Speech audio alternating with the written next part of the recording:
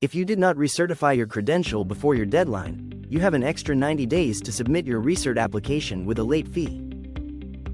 This lapsed banner will show up on your credential if you missed your recert deadline. Your credential information will also let you know when your credential expires if you do not recertify within that timeframe. To recertify your credential, click the Recert button and complete your recertification tasks as you normally would.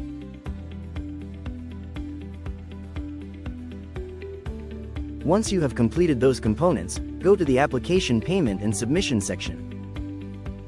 Confirm you meet all of the requirements, agree to the terms and conditions, sign your name, and proceed to payment.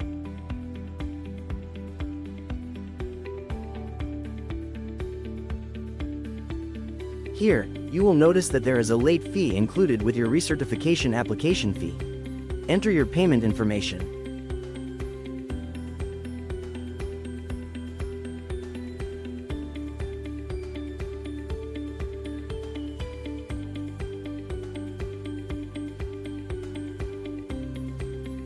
And click Pay to process your payment.